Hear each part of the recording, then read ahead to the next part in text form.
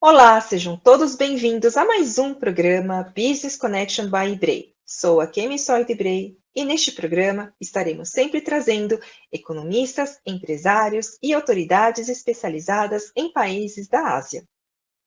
Você vai conhecer também o panorama geral sobre os países asiáticos e suas relações bilaterais com o Brasil. Vislumbrar novas possibilidades de negócios entre o Brasil e a Ásia e também ficar por dentro das dicas de etiqueta no mundo dos negócios nos países asiáticos. No episódio de hoje, vamos conversar com o Sr. Cônsul-Geral da Índia, Sr. Amit Mishra, e o Sr. Sajid Kunat, sobre assuntos da Índia. No programa, recebemos sempre muitas pessoas ilustres e altamente gabaritadas. Assim, hoje temos conosco o Sr. Amit Kumar Mishra, que é diplomata de carreira. O Sr. Mishra trabalhou como cônsul-geral em Perth, na Austrália, antes de assumir o cargo de cônsul-geral da Índia em São Paulo, em junho de 2019. Ele ingressou no Serviço de Relações Exteriores da Índia em 2004 e serviu em missões diplomáticas indianas no Egito, na Arábia Saudita, no Afeganistão e na Austrália. Em suas postagens no exterior, o Sr. Mishra lidou com questões políticas, comerciais, educacionais, culturais e da diáspora. Durante o ano de 2011 a 2014, ele trabalhou no Ministério das Relações Exteriores, lidando com as relações Índia-Estados Unidos. Em sua função como cônsul-geral em São Paulo, o Sr. Mishra promoveu estreitos compromissos da Índia com os estados sob a jurisdição do consulado, com foco nas relações econômicas e comerciais. No século XXI, onde a tecnologia da informação ganhou mais espaço e está cada vez mais presente em nosso cotidiano, a Wipro é uma empresa líder global em tecnologia da informação, consultoria e serviço de processos de negócios, a qual está comprometida com o mercado brasileiro e da América Latina desde 2006 e é um importante parceiro de TI para os maiores bancos varejistas e fabricantes brasileiros. O Sr. Sajid é um indiano que mora no Brasil há mais de 9 anos. Durante esse período, ele trabalhou em 2 grandes multinacionais de TI em posições de liderança. Ele tem mais de 21 anos de experiência nessa área e, antes de se mudar para o Brasil, já trabalhou em várias outras regiões como Europa, Japão, Estados Unidos, Oriente Médio e Índia. Ele é o General Manager na Wipro, responsável por Application Services para a América Latina. Muito obrigada pela presença, Mr. Amit Mishra e Sr. Sajid Kunat. Mr. Mishra, this is a curiosity that you had a background in botany with a specialization in biotechnology, but you followed a respectful career as a diplomat. Could you share your diplomatic path with us and what were the biggest challenges faced? Thanks, Akemi. Sometimes I also wonder what I studied and where I ended up as a diplomat. But in India, all of civil services, including foreign service diplomats, come from a wide variety of background. So no surprises there. But as you mentioned about the diplomatic career, I learned Arabic language in Cairo. That was my first assignment. This was followed by my second posting in Riyadh, Saudi Arabia. Then back home 3 years in Ministry of Foreign Affairs at dealing with matters related to United States. And then I spent 2 years in Afghanistan as Consul General in Herat. Then followed by 3 years as Consul General in Perth, Australia. And now for last 2 years, I am here in Sao Paulo as Consul General. It's a very interesting journey, as you see, in terms of the diversity of places also. And it has, I would say, it has been a really pleasure to spend now more than 1.5 decades in this service. It has given me an opportunity to deal with a wide variety of issues, the usual stuff of political and bilateral relations that we have at any other posting. You have commercial stuff, you have cultural, but different assignments or different stations also bring something unique to it. Like when I was in, what you talked about challenges, something big that comes your way, it becomes a part of your memory. In Saudi Arabia, my memories of the amnesty scheme in which more than 100,000 Indians who had overstayed in that country, they returned back to India within a span of 3 months, and we were issuing almost 1,500 passports every day. So you had 1,500 people turning up at the embassy every morning, and in the evening you were distributing the passports. Similarly, we had a lot of schools under the Indian embassy there, and I was part of these management committees. So you would not expect a diplomat to be part of something which includes, if I'm not wrong, 11 schools, 70,000 students of Indian community studying. That was a different experience altogether. And then in Afghanistan, obviously, you would appreciate there were security challenges, but still being able to, the work that the Indian government is doing there was very instrumental in terms of developmental aid and bringing change to the lives of common people. So that is something that has stayed with me from my Afghanistan days. Australia and Sao Paulo, it has been mostly around the commercial work, promoting the bilateral trade and investment ties. But it's a very interesting and diverse. I've done 16 years. I look forward to another 20. So yeah, that's it. Mr. Ahmed, it is amazing. Your trajectory is so rich. Thank you very much for sharing with us all these fantastic experiences. Senhor Kunat, vimos que profissionalmente você passou por várias regiões ao redor do mundo, assim como Mr. Mishra, e gostaríamos que você compartilhasse qual foi o fator decisivo para a sua vinda ao Brasil.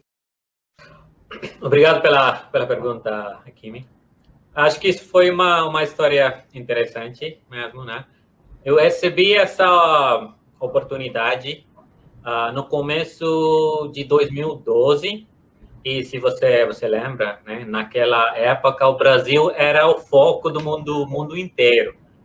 O resto do mundo ainda estava se recuperando né, da crise financeira global que aconteceu, né, em 2008 a 2010. E, por outro lado, o Brasil estava crescendo rapidamente e se tornando uma das economias mais fortes do mundo. 2012 e 2013, acho que começou em 2011. E as empresas indianas de TI, elas queriam aproveitar essa oportunidade, né, para estabelecer sua base de crescimento no Brasil. Eu trabalhava na Infosys naquela época, e eles me desafiaram, né, a me mudar para São Paulo para abrir um centro e expandir o negócio. Eu aceitei esse desafio e mudei para cá. Em pouco tempo, me apaixonei por esse lugar e fiquei. Foi isso mesmo. Muito cativante essa sua trajetória, assim como o senhor cônsul-geral, você teve experiência em vários países, né? Quanta experiência até chegar aqui. Muito obrigada também por ter compartilhado a sua história conosco. Mr. Mishra, due to the pandemic, India was in evidence because of the laboratories responsible for manufacturing the vaccines for COVID-19. How has this affected the Indian economy, international relations, and partnerships between governments? Pharmaceutical industry has been the strength of Indian economy for, I would say, last 2 decades at least. And it is a very important relationship even in our trade with Brazil. Now, with reference to pandemic, India had to play an important role just because of the fact that almost 60% of global vaccine production capacity is already in India. So even in case of Brazil, majority of imported vaccines come from India. So since you have this vaccine production capacity, which is a result of many years of development, it cannot be brought overnight or created overnight by any other company. So regardless of which vaccine we are talking in terms of development, whether it be Oxford AstraZeneca or be Sputnik or the new ones that might come up or coming from India. So apart from China, you would see that in terms of production, these vaccine production capacity has to be utilized of what we have in India. As we speak in India, we have 2 vaccines that have been approved and are being manufactured. One is by Serum Institute, which was part of the consortium of Oxford AstraZeneca, that's Covishield. It's also the world's largest vaccine manufacturing facility. If I understand, last reference was they're manufacturing around 60 million doses per month, and they have just received funding from Government of India to scale it up to around 100 million per month. So that's almost 1.2 billion doses of Covishield that we are talking. The second vaccine was developed by Indian government in partnership with the Bharat Biotech company. The Covaxin also right now they are manufacturing, their annual capacity was around 200 million, and they have also got in partnership with some other companies in India to scale this up to around 700 million doses per month. But as you would appreciate, when you're talking of India's vaccine production, we are looking at 3 different verticals. We need vaccine for our own 1 billion plus people. We need vaccine for the commitments towards the commercial commitments towards the world, and that Serum has made to AstraZeneca. That consortium has already made commitments all over the world. And the third one is the Global Alliance for Vaccine, COVAX facility that some companies are funding so that the poor and developing countries are not left out of this vaccine access thing. You would be aware that right now in India, second wave is it has come and is causing a lot of trouble. But still, I would say that we are trying to find a balance between these 3 commitments that I mentioned. We have supplied since January, we have supplied vaccines to 95 countries till now, and this includes almost 65 million doses. This includes doses that we have given as grant to some countries. It includes around 20 million doses for COVAX facility, and then there is 36 million in commercial supply. So it's a challenge. It's a challenge for the whole world. If it was simple, it would, at least rich countries would put infrastructure and start manufacturing. It's not as simple as any other product would be. But that's the situation that we have here. In India also we are carrying out world's largest and fastest vaccination program, but apparently still not enough and at a pace and that we can control. So we have to find a balance. And coming back to how it impacts economy or how it impacts relationship with other countries, it definitely generates a lot of goodwill. We saw that with respect to Brazil when we provided 4 million doses in January and February, and what impact it has. If you take first 3 months of vaccination in Brazil, I'm talking of till first week of April, 20% of those vaccine that have been administered in Brazil were from the consignment that came from India. So it is critical, and we do realize that we have a responsibility towards all our partner countries, poor countries, developing world countries and others. And economy wise, I will not say that the vaccine per se would make a lot of impact, but our ability to deal with this has definitely strengthened India's position, as it's often referred to as the pharmacy of the world. Last year it was hydroxychloroquine, and other products. This year it's vaccine. So it strengthens that part of trade segment, and I would like to believe that the countries are more receptive to receiving these supplies from India. and see India as a place which is not good at only generics, but is also good at the entire range of pharma products. But I would also like to mention that with respect to our own Indian economy, we, like the rest of the world, we did suffer a negative growth last year, maybe 7 to 8%. But as per the estimates, this year India would grow back very strongly. We are expecting IMF projections are for maybe 12 to 14% with different agencies.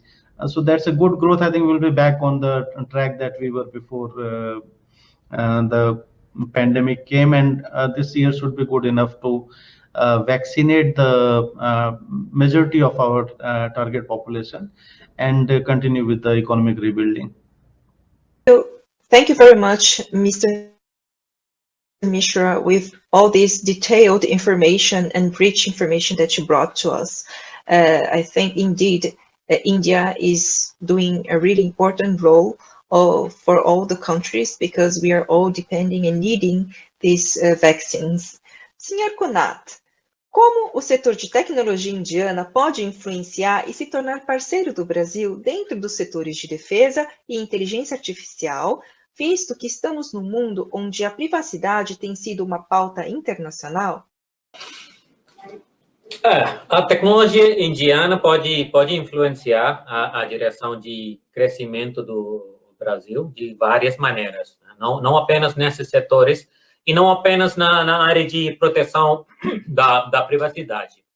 Por exemplo, as empresas indianas de TI, principalmente, têm muita experiência no desenvolvimento de cidades inteligentes, a transformação digital de grandes empresas, inclusive órgãos governamentais, criando soluções para conectar pessoas, né, criar essa conexão entre as pessoas para maximizar, né, o potencial do capital humano. E essas empresas de TI indianas, né, a gente pode trazer esse tipo de experiência, ajudar as empresas brasileiras, né, e o governo brasileiro para levá-los ao mundo digital do futuro. Especificamente sobre privacidade e proteção de dados, a tecnologia indiana pode ser um parceiro do Brasil, porque podemos trazer nosso conhecimento global para montar soluções para resolver os desafios que o país está enfrentando hoje, né? A tecnologia indiana é muito avançada na área de inteligência artificial. Tá? Isso todo mundo sabe, né? Estamos classificados em, se não me engano, segundo lugar no mundo em índice de inteligência artificial pela Universidade de Stanford. E temos milhares de startups na Índia desenvolvendo soluções utilizando inteligência artificial para resolver os maiores problemas que o mundo enfrenta hoje, inclusive desenvolvimento e distribuição das vacinas, que o senhor Mishra comentou, né? E ações para combater aquecimento global, produtividade da coleta, gerenciamento da água, são alguns exemplos. Então, realmente, a gente pode influenciar.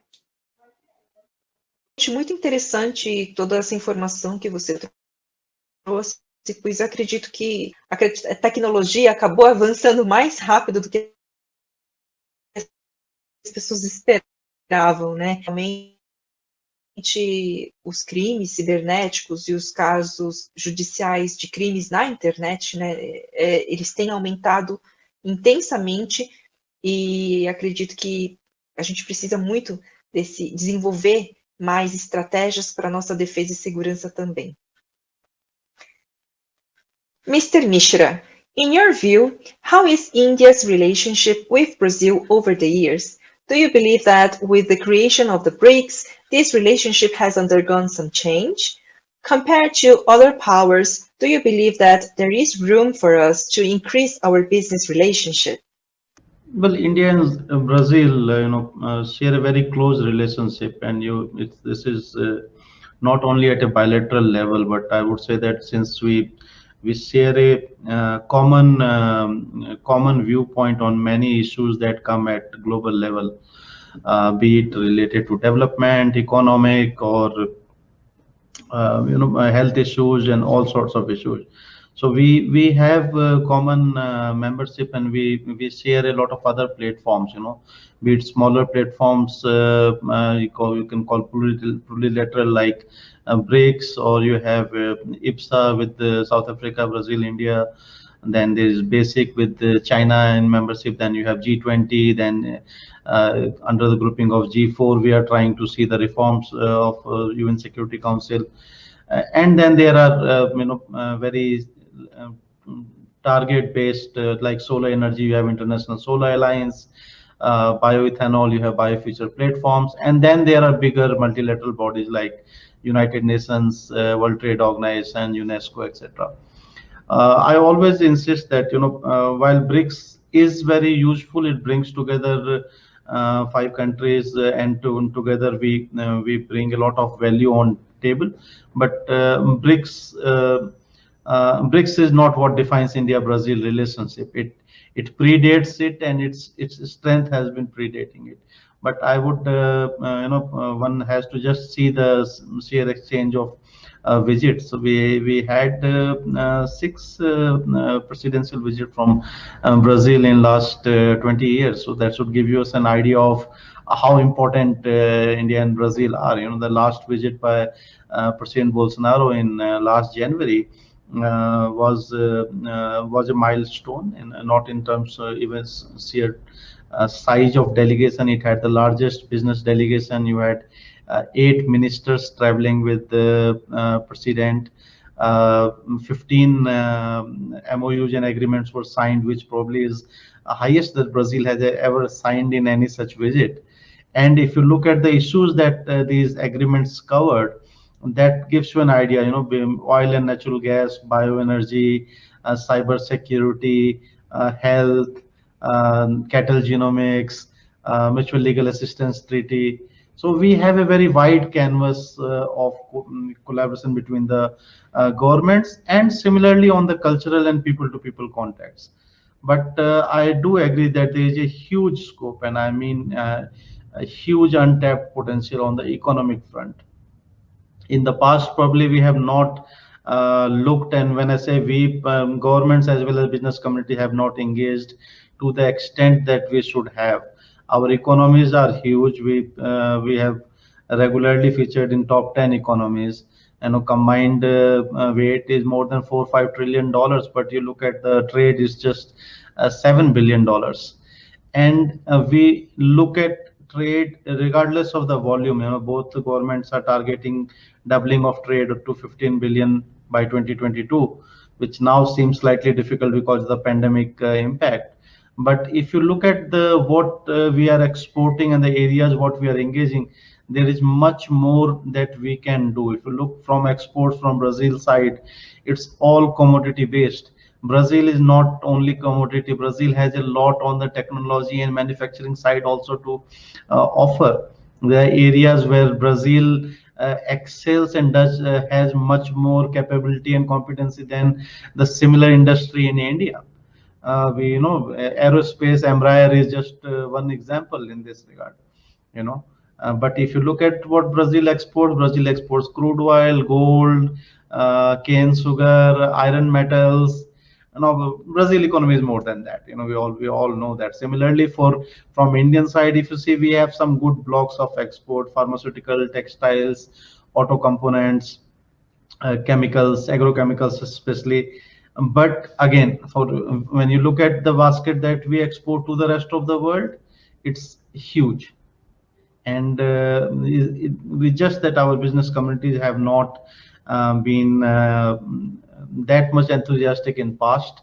We hope that the change that we have seen in last 1.5 years since President Bolsonaro's visit gets translated in some real business, because since last year we have seen defense was identified as a priority sector. We have seen good movement in defense. We have one Indian company coming here and had a big deal with the Sao Paulo military police in terms of supplying bulletproof jackets. The first such sale from India, you have Taurus opening up a factory in India. So I'm just picking one sector where constant engagement, we are seeing results in a short span of time. In space was identified as a big, again, priority sector with the launch of Amazonia, won by Indian space agency. We have seen sudden interest of the space technology. You have a big ecosystem here in that works closely with Embraer and the technological park. Suddenly, there's a lot of possible collaboration in one subsection of startups, the aerospace and space-related technologies. Similarly, on agriculture, in agtechs and the startups, and the scope is huge. We have to realize that India and Brazil are countries with huge scientific research base, scientific achievements, where these segments have probably not collaborated in the past. The next rise or the growth in trade world over is going to be result of the new technologies that are coming up. What you call Industry 4, artificial intelligence, Internet of Technologies, or Internet of Things. We are strong in this. If you just look at the sheer number of unicorns in both countries, we have to collaborate here because our challenges, I keep on saying, our challenges are similar, and we should collaborate in finding solutions to that. And this will automatically result in better trade exchange and the trade in terms of the billion-dollar value. We will see the change here. First, we have to bring the right people in the room together to have these conversations. We have started that despite pandemic. I would say last 1 year was good in this terms of engagement. When the satellite was launched, the Brazilian minister traveled to India. That was a good indication that pandemic could not stop these interactions. Let's hope that we build on this and we see the real growth in bilateral trade, which is definitely possible. I don't see any reason why it's not possible. Thank you very much for your words. It's clear that both countries offer so many different opportunities. We hope to continue increasing our relationship to benefit both countries. Sr. Kunat, como o senhor vê a possibilidade de expansão de negócios entre o Brasil e a Índia no setor de tecnologia, visto que nós temos outros mercados hegemônicos no setor de serviços, como o Sr. Mishra mencionou? Com certeza, eu posso te dar uma visão do lado das empresas indianas, né? Eu posso falar do lado nós. E para as empresas indianas, o Brasil representa uma porta de expansão para o mercado da América Latina mesmo. Os outros mercados, como Estados Unidos, por exemplo, ou Europa, já estão bastante saturados, né? Especialmente no setor de TI. E os investimentos no setor de TI não vem crescendo significativamente nos últimos anos. Estou falando sobre os outros mercados, né? Mas no Brasil não é assim. O governo brasileiro e também as grandes empresas brasileiras, né, estão injetando uma boa parte das receitas anuais para modernizar suas funções de TI. E isso motiva as empresas indianas de TI para continuar investindo no país, aqui no Brasil. E estamos contratando milhares de funcionários para atender essa demanda enorme que vemos no setor de tecnologia. E alguns nós estão investindo em comprar também outras empresas locais para ganhar uma massa musculatura, né? E também conhecimento local de domínio. E, por exemplo, a Wipro recentemente adquiriu 2 empresas brasileiras de TI. Isso aconteceu nos últimos 3 anos. Um aqui em São Paulo, Barueri, e outra empresa foi adquirida em Fortaleza, né, na região Nordeste. Isso para ajudar a nossa expansão né, no mercado da região Nordeste. E eu não tenho números exatos, mas acho que as empresas indianas de TI hoje emprega pelo menos 20 mil pessoas, né? Pessoas altamente qualificadas no Brasil, no setor de tecnologia. E mesmo nessa situação de pandemia, nosso mercado continua crescendo. E estamos contratando mais e mais pessoas a cada dia. Mas acho que, como o Consul comentou, né? Isso pode ser ainda melhor. Com algumas mudanças nas políticas do governo brasileiro, né? Não vou entrar em detalhes hoje, mas uma das coisas que limita nosso crescimento aqui no Brasil são impostos proibitivos de importação, que inclui, né, tecnologias que foram feitas fora do país. Então, existe esse espaço de crescimento, mas estamos indo bem nesse setor de tecnologia. Com certeza o setor de TI é o que vem mais crescendo durante os últimos anos, principalmente, acho que todos sentiram nessa época de pandemia, com lockdown. Se não fosse a internet, os serviços, acho que todos estaríamos loucos, né? É bastante complicado, mas muito obrigada pela sua explicação. Com certeza existem muitas existem muitas oportunidades de crescimento. One of the goals of the Business Connection by IBRAE program is to pass information to Brazilian entrepreneurs in Asia countries. We would like to hear advice from the Consul General on how to succeed in negotiations with the Indians, and what, in your view, would be the greatest difficulties faced by entrepreneurs in both countries? Well, I think the right person to answer that question would be Sajid or the Indian business people who negotiate with the Brazilian businesses. But I would, as I said, that in my last two assignments, including this one, I have been, interacted a lot with the businesses. So I will try to summarize what I have heard from both sides, Indian businesses as well as the foreigners who come to deal with India. And it's a diverse group if you consider Australian business and then Brazilian businessmen. One thing about India is that you should understand that you should not generalize India. India is too diverse. In Brazil, you have a lot of immigration from different countries, but Brazil, there is a Brazilian identity. Where you come from, it gets, it's like US, they call it the melting pot. India is diverse, but there's no melting and there's no mixing in here. So each state has a different language, different cuisine, and that somewhere translates into a different way of dealing with people, and that automatically means how they do business. So one advice is that always go with open mind and don't generalize whatever you might have seen or whatever you might have heard, or you might have known one Indian from one state. All Indians are not like that. They will be different. So you have to be open about that. And second thing, often this is the most common that you hear is that foreigners sometimes, especially I'm talking about the people from Western countries, they expect, okay, we're taking a good proposal, let's meet. I will convince you that it's for your benefit and you will immediately conclude a deal. Indian businesses don't work like that. In India, the trust and the relationship building is very, very important. There, what is dismissed in world as a small talk before the meeting, in India, sometimes if you straight away jump to business, they can consider it as being rude. They would like to probably talk about the weather, family, how is your city, how is my city, so it has its own value, and sometimes even the deal might not be that much beneficial for them, but if they have trust with you, they would want to do business with you.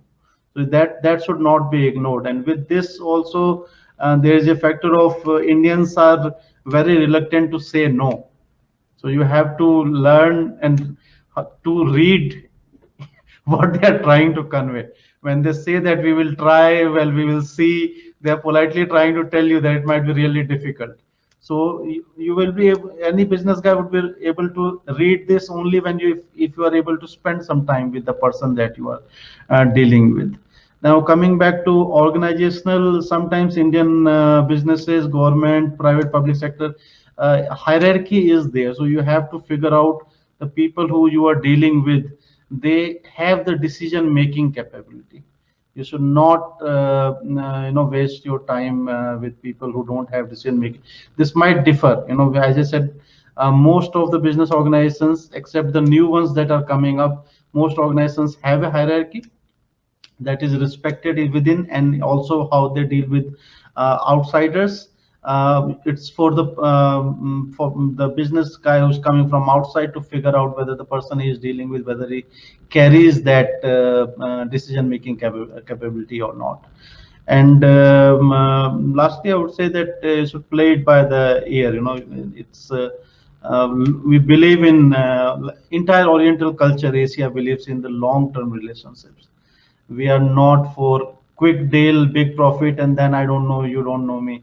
It doesn't work like that with Indian businesses and Indian people, Indian businesses in general. I would say we might take time to build a relationship, but we value that relationship, and we want to make that durable and long. So Brazilian businesses should also understand this. Might look difficult, but they should always remember Brazil is also not an easy place to do business.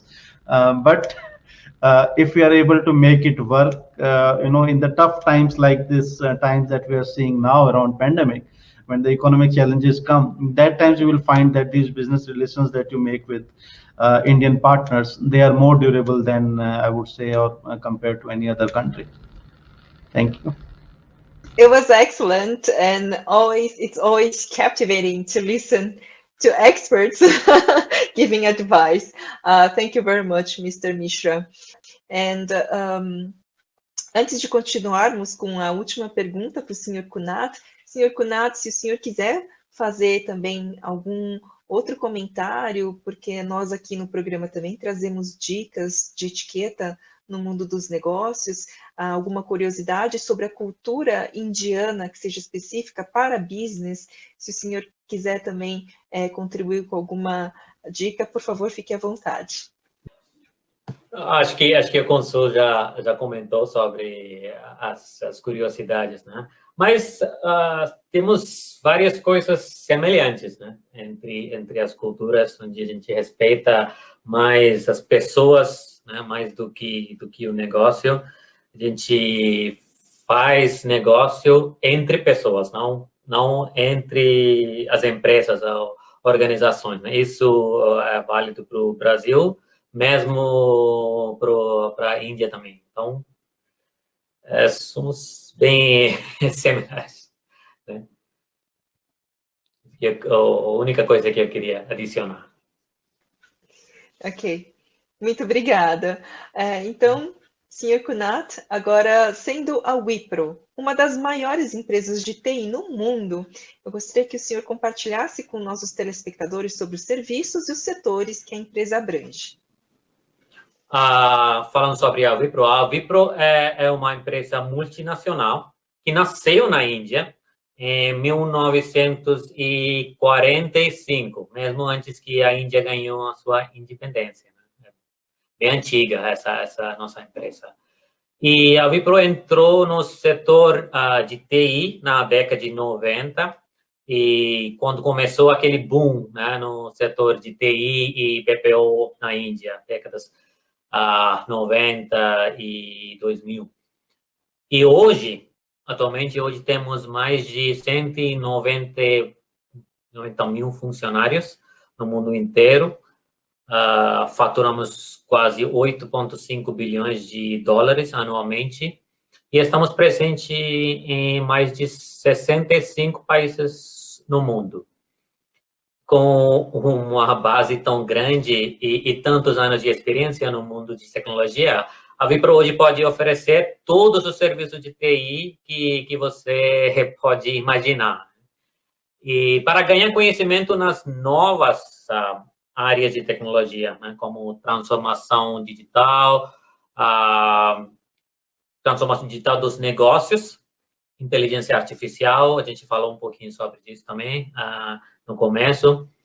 A gente adquiriu grandes empresas nesse setor, como Designit, Cooper, e acabou de adquirir uma empresa chamada Capco. que ajudou a completar nosso portfólio de ofertas.